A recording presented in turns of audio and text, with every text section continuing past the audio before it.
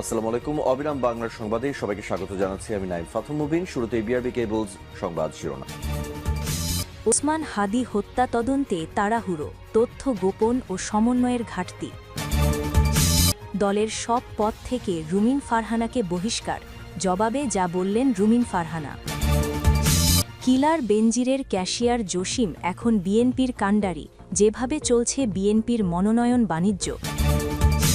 হাদিকে গুলি করা ফয়সালের ভিডিও বার্তা, নিজেই জানালেন তার অবস্থান। এতক্ষণ শুনছিলেন সংবাদ শিরোনাম, এখন থাকছে বিস্তারিত। ৩ সপ্তাহ পার হলেও চাঞ্চল্যকর ইনকিলাব মঞ্চের মুখপাত্র শরীফ ওসমান হাদি হত্যা মামলার তদন্তে ঢাকা মহানগর পুলিশ ডিএমপি এখনও ঘটনাটির পূর্ণাঙ্গ চিত্র দাঁড় করাতে পারেনি। হত্যাকারীদের অবস্থান ও পালানোর পথ শনাক্তে চেষ্টা চললেও ঘটনার সময়কার সম্পূর্ণ তথ্য সংগ্রহ ব্যর্থ হয়েছে বলে সংশ্লিষ্ট সূত্রে জানা গেছে। তবু পূর্ণাঙ্গ যাচাই বাছাই শেষ হওয়ার আগেই ৭ই জানুয়ারির মধ্যে তদন্ত প্রতিবেদন দাখিলের ঘোষণা দিয়েছে পুলিশ। এতে তদন্তের স্বচ্ছতা ও স্বাধীনতা নিয়ে প্রশ্ন উঠেছে।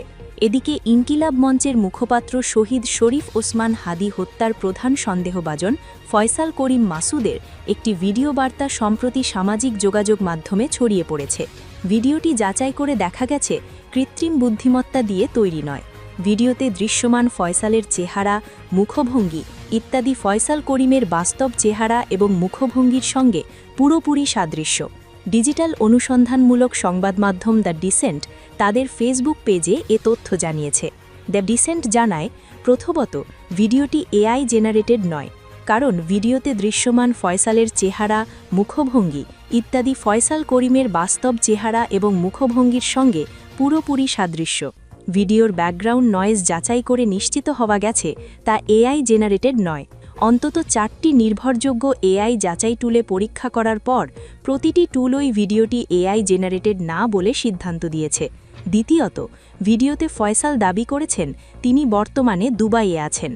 আসলেই তিনি দুবাইয়ে আছেন কিনা তা শুধু এই ভিডিওর মাধ্যমে যাচাই করা সম্ভব নয়।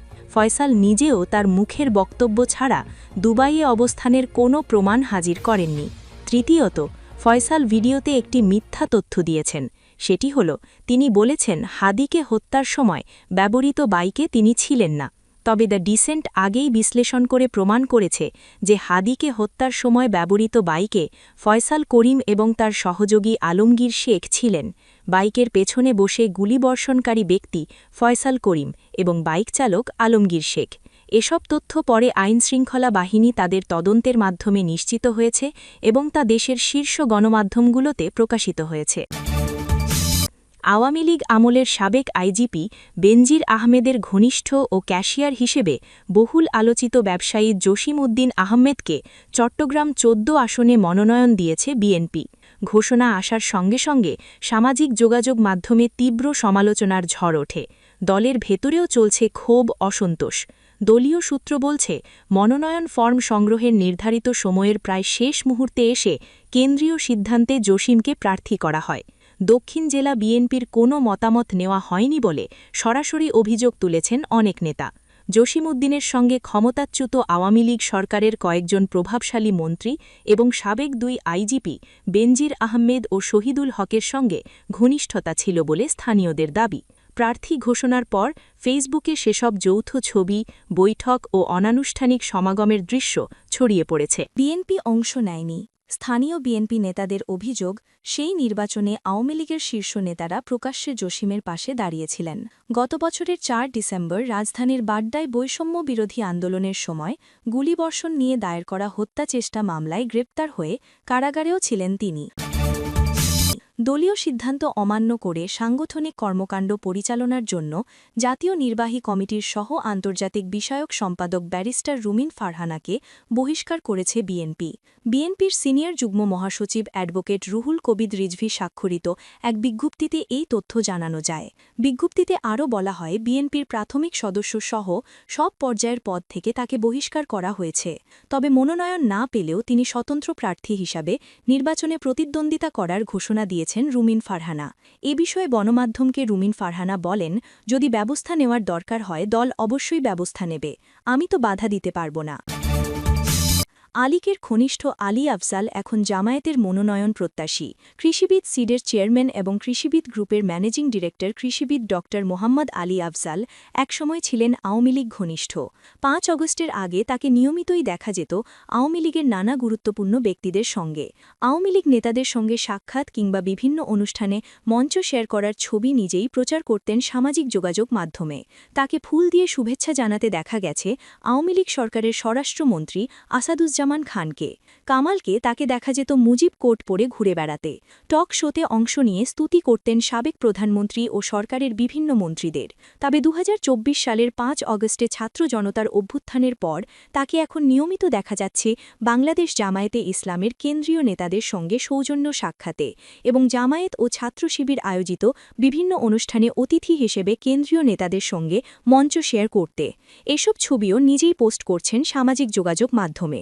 মাগুরায় নিজ এলাকায় চালাতে দেখা গেছে জনসংযোগ। প্রধান উপদেষ্টার বিশেষ সভাপতি অধ্যাপক সাইদুর রহমানের পদত্যাগ। রাষ্ট্রপতি তার পদত্যাগপত্র গ্রহণ করেছেন। প্রধান উপদেষ্টার প্রেস উইং এ তথ্য জানিয়েছে। এ সংক্রান্ত প্রজ্ঞাপন জারি করেছে মন্ত্রিপরিষদ বিভাগ। এদিকে আসন্ন ত্রয়োদশ জাতীয় সংসদ নির্বাচনে পটুয়াখালী ৩ আসনে দলীয় সিদ্ধান্তের বাইরে গিয়ে স্বতন্ত্র প্রার্থী হিসাবে নির্বাচনে প্রতিদ্বন্দ্বিতা করার ঘোষণা দিয়েছেন রুমিন ফারহানা। এ বিষয়ে গণমাধ্যমকে রুমিন ফারহানা বলেন, যদি ব্যবস্থা নেওয়ার দরকার হয় দল অবশ্যই ব্যবস্থা নেবে, আমি তো বাধা দিতে পারব না। বিএনপির সিদ্ধান্ত পূর্ব নির্ধারিত, আমি আগেই পদত্যাগপত্র জমা দিয়েছি।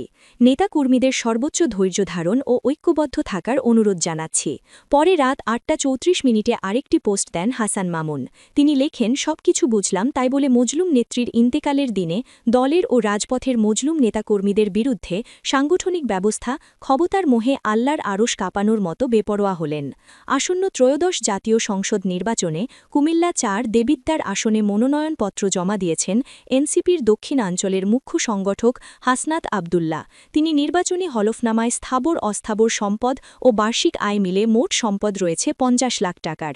তবে হলফনামায় উল্লেখ রয়েছে ২৬ লাখ টাকার সোনা রয়েছে ব্যাংকে। এতে আরও উল্লেখ রয়েছে আসবাবপত্র রয়েছে ১ লাখ টাকার, ইলেকট্রনিক পণ্য ৬৫,০০০ টাকার। তিনি ২০২৫-২০২৬ অর্থবছরে তার বার্ষিক আয় দেখিয়েছেন ১২,৫৩,৫৩৯ টাকা। আইনি তথ্যের অংশে হলফনামায় উল্লেখ করা হয়েছে তার বিরুদ্ধে কোনো মামলা নেই। কুমিল্লা জেলা দেবিদ্বার নির্বাচন অফিসে জমা দেওয়া হলফনামায় এসব তথ্য উল্লেখ করা হয়েছে।